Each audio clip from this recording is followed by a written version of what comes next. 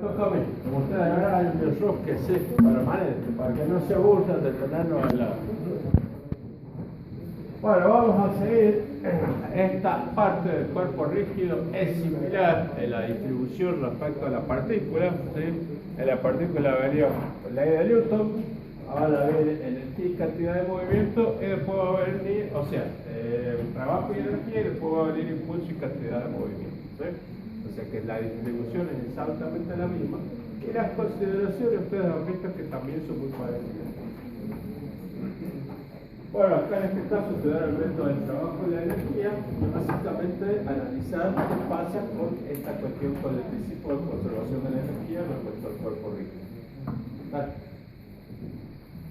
El principio del trabajo y la energía, ya lo habíamos visto, esta expresión es similar, energía cinética más el trabajo correspondiente es igual a la energía cinética inicial más el trabajo correspondiente es igual a la energía cinética final. Eso es lo que se conoce como el principio del trabajo y la energía. En este caso, como estamos hablando de distintas partículas, hablamos del cuerpo rígido, vamos a tener que considerar la energía cinética como un medio de la sumatoria de las distintas velocidades de cada una de las partículas. ¿Sí? Esto es el esquemita que habíamos visto, que cada partícula tiene una m por v. Por eso tenemos que considerar la sumatoria.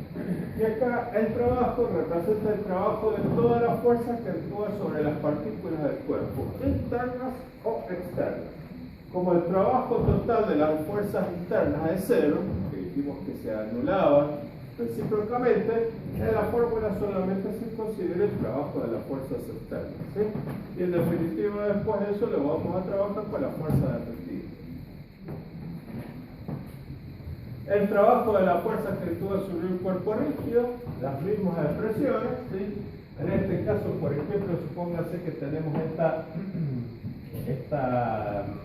generatriz que estamos considerando el cuerpo rígido, esta disposición, tomamos la posición AB, está actuando una fuerza, ¿sí? Y esa fuerza va a generar un determinado momento respecto a eso.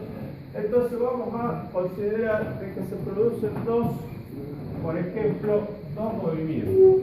Primero, el punto A pasa a una posición A', el punto B pasa a una posición B', y a su vez, como hay una rotación, hay un movimiento, consideramos que B' pasa a la posición B segunda. Eso genera un determinado trabajo, aparece ese ángulo diferencial de θ. El desplazamiento va a estar dado por el producto de R por el diferencial de θ. ¿Sí? R es la distancia que separa las dos partículas correspondientes. Hace un trabajo acá de reemplazar valores. Y en definitiva, fíjense que me queda que el trabajo es función, ¿sí? Acá está la integral, porque estamos trabajando con una partícula, con un tramo, entonces hay que integrar este θ1 y θ2 del momento multiplicado por el ángulo dígito de las partículas. Esta es una fórmula también, ¿sí? Que vamos a utilizar y que empezamos a utilizar para el cuerpo rígido. Es una fórmula útil para el caso que consideremos cuando tenemos una rotación y hablamos en función, el trabajo lo trabajamos en función del ángulo del giro. Sí. Bueno, la energía cinética del cuerpo rígido. El cuerpo rígido, hacemos pasar, tomamos un sistema de referencia no centroidal, ¿sí? Sistema de referencia que puede ser hacia la Tierra, y hacemos pasar un sistema de referencia centroidal por el centro de masa. Por lo tanto, vamos a tener, fíjense, por el centro de masa tenemos una velocidad, que le ponemos, nos damos cuenta que es centro de masa porque tiene la barrita horizontal. Por lo tanto, vamos a tener una energía cinética de ese centro de masa que está dada por esa expresión, un medio de la masa por la velocidad al cuadrado por la barrita horizontal, y a su vez tenemos que considerar el movimiento de las partículas restantes. Entonces, el movimiento de la partícula, por ejemplo, esta partícula PQI, va a estar dada por la composición de la velocidad correspondiente al centro de masa más la velocidad que va a tener en la partícula, ¿sí? Y por lo tanto aparece este término, que es un medio, este es el término correspondiente a las fuerzas externas que están actuando. La diferencia en el caso sí que hay que considerar el momento o la energía cinética respecto al centro de masa. Y después lo que hacemos es lo mismo que habíamos hecho anteriormente. La velocidad la reemplazamos por el producto vectorial de la velocidad angular, omega por r. Por lo tanto, el omega, bueno, esto está al cuadrado, que queda omega cuadrado, y el r lo pasamos acá adentro. ¿Y esto qué es? Lo que está entre paréntesis. Es el momento de inercia, respecto al centro de masa. Entonces, la energía cinética para un cuerpo rígido es la energía cinética correspondiente al centro de masa más la energía cinética correspondiente al cuerpo. ¿Sí? En el caso particular de que haya traslación solamente, ¿qué va a pasar? Cuando hay traslación, no vamos a tener velocidad angular, por lo tanto me va a quedar solamente este término. En el caso que haya rotación, una rotación centroidal, la velocidad, esta velocidad es cero, por lo tanto me queda este término. Esta es la fórmula general para considerar traslación, o sea, hablando de movimiento plano de un cuerpo rígido, en donde consideramos traslación y consideramos rotación, y para cada caso particular, si trabajamos con traslación solamente eso, si trabajamos con rotación solamente eso. ¿Sí? Presión para calcular la energía cinética de un cuerpo rígido. Acuérdense que aparece acá la velocidad con la barrita porque estamos considerando respecto al centro de masa. ¿Sí? Cuando no es centroidal, acá habla solamente de la rotación. ¿Cuál es la diferencia? Volver un poquito atrás. No, para atrás. Bueno, cuando hay rotación dijimos que consideramos solamente esa presión, un medio de I por omega cuadrado. En ese caso, rotación centroidal respecto al centro de masa. Cuando es no centroidal, la diferencia es que tenemos que considerar el momento de inercia respecto del punto O, respecto del punto sobre el cual estamos girando. Bueno, y acuérdense que este I0 lo calculábamos aplicando el teorema de los ejes paralelos o teorema de Taylor. ¿Sí? El momento de inercia respecto al centro de masa, el momento principal, más m por r cuadrado. La diferencia está en eso. ¿Sí? Cuando es rotación centroidal respecto al centro de masa, cuando es rotación no centroidal respecto al momento de inercia respecto al punto sobre el cual estamos girando. Y ese momento de inercia lo determinamos con teorema de Taylor. Cuando se tiene varios cuerpos rígidos, el principio del trabajo de la energía puede aplicarse a cada cuerpo. Bueno, la misma presión que teníamos considerando, ¿sí? No cambia nada, avancemos. El principio de conservación de la energía cinética inicial, más energía potencial inicial, es igual a energía cinética final, más energía potencial final. ¿Por qué utilizo esta letra clara? Porque es la letra que utilizan los dos libros que tenemos como libros de cabecera. ¿Sí? En los libros de cabecera utilizan esa misma letra, por eso utilizamos esa letra. ¿Sí? No es tensión ni nada por el estilo, ¿sí? Porque una vez en algún examen me dijeron que era el valor de la tensión eléctrica, V1. ¿Sí? ¿Está claro? Es energía potencial. ¿Y cómo calculamos la energía potencial? Masa por el G o por H. Por el G por H, cuando estamos hablando de altura, ¿sí?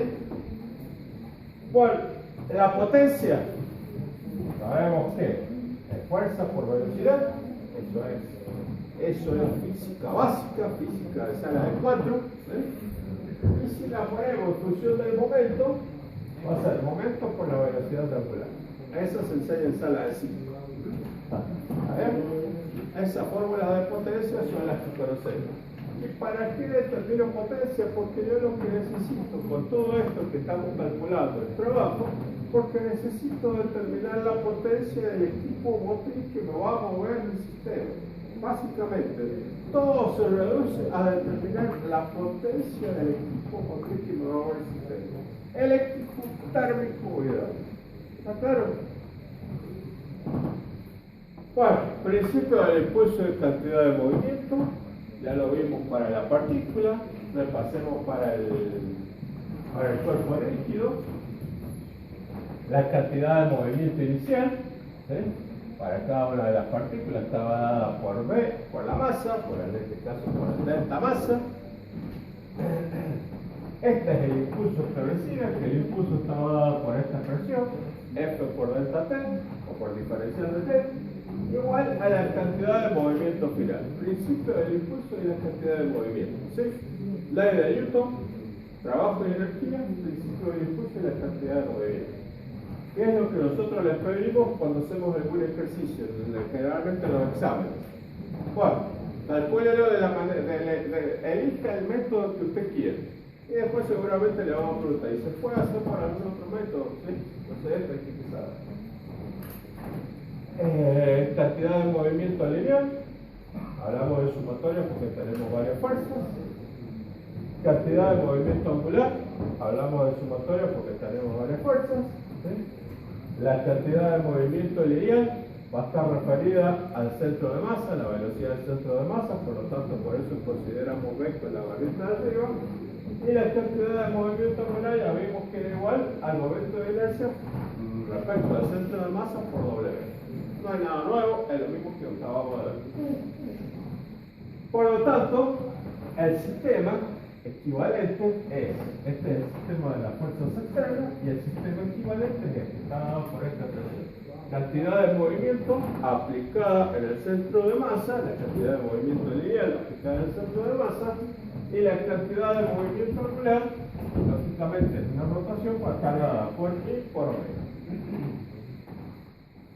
Entonces, el sistema, si lo aplico en vez de trabajar con el sistema de las fuerzas externas, trabajo con este nuevo concepto, ¿sí? Con el nuevo concepto en el cual voy a tener el estado inicial, va a ser la cantidad de movimiento inicial, la lineal, ¿sí? Aplicada en el centro de masa, la cantidad de movimiento angular, ¿sí? Este sigue siendo el impulso correspondiente, y la sumatoria de todo me da la cantidad de movimiento filial, la cantidad de movimiento lineal aplicada en el centro de masa y la cantidad de movimiento angular aplicada respecto al centro de masa. Parece un trabalengua, es un trabalengua, pero es sencillo, ¿sí? ¿Se entiende lo que estamos viendo? No me contesten todos y no me motiven, ¿sí? ¿Se entiende? ¿Ven? Bueno, lógicamente esto entra en la medida que lo vayan estudiando y en la medida que va descartando. Estas cuestiones uno las tiene que echar como hacen cuando hacen una pecera, echen el alimento y el alimento después se va bajando. Bueno, más o menos el aprendizaje de esta materia es eso, ¿sí? Hay que estudiar, hay que leer una vez, hay que leer en la primera vez, no entendieron nada, seguramente, hay que leer una segunda vez. En la segunda vez entendieron menos, ¿sí? En la tercera, a partir de la tercera recién se empieza a comprender de qué se trata esto, ¿sí? Traten de hacerlo de esa manera, ¿sí? Bueno, el impacto lo habíamos visto en su momento, pero habíamos visto el impacto directo, ¿sí? El impacto directo central, en el cual decíamos que la línea de impacto pasaba por el centro de masa. Cuando hablamos de impacto excéntrico, la línea de impacto no pasa por el centro de masa, ¿sí? Tiene una cierta desviación, por eso se llama, hay una cierta excentricidad, hay una desviación, por eso se llama impacto excéntrico. Y si ustedes se acuerdan, repasemos respecto de esto, teníamos actuando unas velocidades, las velocidades correspondientes, ¿sí? Entre dos cuerpos rígidos, si hablamos de impacto, indudablemente que tenemos que tener dos cuerpos rígidos en contacto. Hablamos acá, peso A y peso B son las velocidades antes del impacto, aplicadas en los puntos A y B, y U sub A y U sub B son las finales, o sea, hablábamos que existía un periodo de deformación, donde se producía el impacto, y los dos cuerpos seguían a la misma velocidad, y hablábamos de un periodo de restitución, ¿sí? En el cual los cuerpos se separaban, ¿sí? En el momento, el instante después de la deformación. Por lo tanto, acá está especificado U y V son las velocidades al final del periodo de deformación, y B' B' A y B'B son las velocidades al final del periodo de restitución. Todas estas consideraciones las hemos visto cuando vimos impacto central directo, ¿sí? Es importante que primero el repaso del impacto central directo antes de entrar a esto, y haciendo algunas consideraciones, así aplicábamos la cantidad de movimiento inicial más impulso igual a la cantidad de movimiento final, igualábamos o hacíamos la relación entre las dos y obteníamos una expresión que era el coeficiente de restitución. El coeficiente de restitución era un valor que me daba, ¿sí?, la relación que existía entre el periodo de restitución y el periodo de deformación correspondiente. Había consideraciones particulares, podía estar entre 0 y 1, ¿sí? 0 para plástico, 1 para elástico. No es ninguna, en la realidad no estamos ni en un extremo ni en el otro, no estamos ni en un borde ni en el otro, sino que estamos en un valor intermedio, 0,5, 0,6, 0,7, ¿sí? Ese era el coeficiente de restitución. Y haciendo las consideraciones, haciendo relaciones correspondientes, acá directamente puesto las fórmulas finales, por eso digo que es importante que antes de esto vean el impacto central, que ahí está desagregado, obteníamos la expresión correspondiente en el cual decíamos que la velocidad relativa al final del impacto era igual a la velocidad relativa antes del impacto multiplicada por el coeficiente de restitución. Esta era la expresión final. Indudablemente que todo está referido a la línea de impacto. Fíjense que las velocidades que estamos considerando están referidas a la línea de impacto. Esta es una expresión que está demostrada y está desarrollada cuando vimos impacto central directo. Acá solamente hemos hecho mención. Lo que pasa es que generalmente, o en la mayoría de los casos, hablamos de impacto central directo. Por eso hicimos mucho hincapié y trabajamos, incluso demostramos cómo obteníamos esta expresión, porque el impacto excéntrico es más difícil que se dé, ¿sí? Es más complejo que se dé. Solamente lo mencionamos, por eso hemos hecho las consideraciones. Pero en definitiva, las consideraciones son las mismas, solamente que hay que tener en cuenta que todo lo desarrollamos según la línea de impacto. Velocidad relativa al final del impacto igual a la velocidad relativa antes del impacto multiplicado por el coeficiente de restitución. Bueno, los diagramas correspondientes, en este caso, esto es aplicando durante el periodo de formación, que lo que hemos hecho, hemos aplicado las cantidades de movimientos lineales. Esta es según la línea de impacto, esta es la transversal, o sea, la perpendicular a la línea de impacto. Fíjense que tenemos alrededor del centro de masa la rotación correspondiente. Esta es la línea de impacto L. Sobre esa línea va a estar aplicada el impulso correspondiente, el impulso P por diferencial de T. Y esto es igual a la situación final. Acuérdense que al final del periodo de formación la velocidad era U, por eso le han puesto M por U sub L y M por U sub T, ¿sí? En la velocidad al final del periodo de formación, las dos.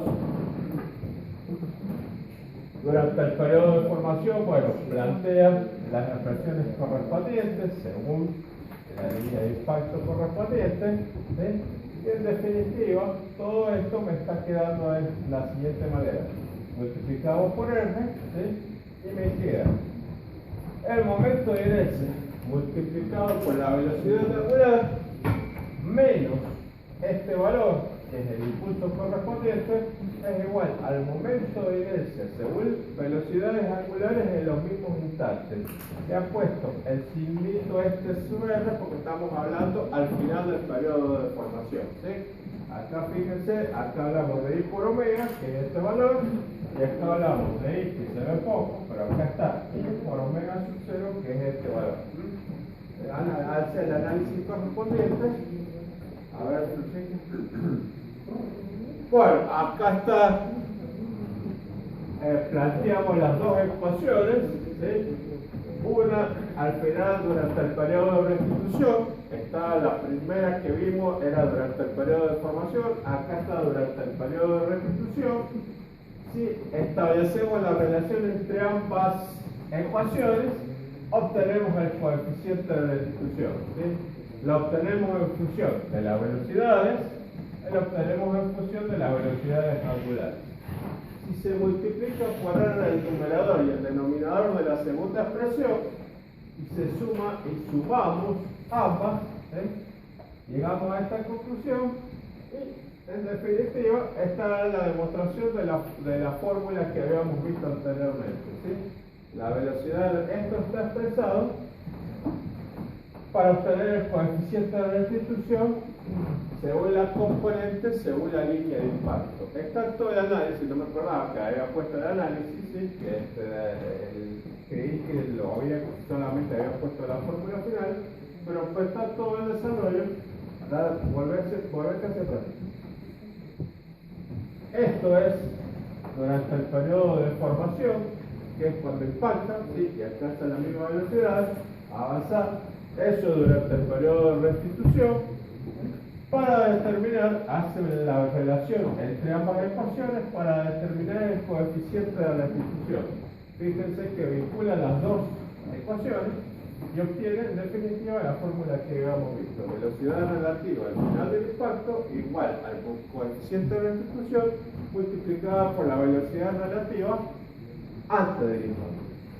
El análisis del movimiento del segundo cuerpo lleva una expresión similar. Esto está analizado respecto al cuerpo A, ¿sí? Habría que hacer el mismo análisis respecto al cuerpo B, o sea, esta es la acción que el cuerpo B ejerce sobre A, todo este análisis que hemos hecho. Habría que hacer el mismo análisis del cuerpo B por la acción del cuerpo A. El análisis del movimiento del segundo cuerpo lleva una expresión similar para el coeficiente de restitución en términos de las componentes a lo largo de Ln de la velocidad del punto B. O sea que hay que hacer un análisis similar para el cuerpo B, ¿sí? Respecto al cuerpo A. ¿Sí? Hay que hacer lo mismo. Nosotros de esto, lo que le estamos pidiendo, volvete hacia atrás, por favor. Lo que le estamos pidiendo es esto. Que expliquen esto, ¿sí? O sea, en realidad, volvete hacia atrás, más hacia atrás. Partimos de esta situación, ¿sí? Partimos de esa situación. Queremos que nos planteen esta expresión y que nos cuenten de qué se trata esto. Nada más, todo el análisis del desarrollo, eso en realidad nosotros no se lo pedimos porque es un análisis matemático. ¿Sí? Hay una relación de unidades, multiplicar por R. A nosotros nos interesa el concepto físico, nos interesa el concepto vectorial. ¿Sí? ¿De qué se trata? No, por otra. Sí. No había un diagrama para el periodo de restitución que es inicial para antes no habíamos visto. Sí, estaba en el caso del periodo de restitución. Acá en esta. No, lo vimos, sí, en su momento lo vimos cuando vimos el impacto central directo. Sí, es cierto. Por eso está ahí, por eso le digo que lea el impacto central directo. Bueno, termino con la idea. Nos interesa que nos expliquen esto, ¿sí? Y que obtengan la fórmula del coeficiente de restitución o que la pongan a la fórmula del coeficiente de restitución. ¿Y qué significa el coeficiente de restitución? Eso es todo. Todo este análisis matemático, si se acuerdan, es mejor. Hay veces, muchas veces, la fórmula final no me la acuerdo y sí me acuerdo del desarrollo, porque el desarrollo es más fácil. Deciden ustedes. Nosotros lo que nos interesa es que nos expliquen el concepto físico. El desarrollo matemático, si se acuerdan lo pueden, si no se acuerdan, planteemos las ecuaciones en función de lo que estamos viendo acá. Aclaro, creo que no sé si hay algo más. Bueno, los libros que venimos utilizando y vamos a la práctica, sí.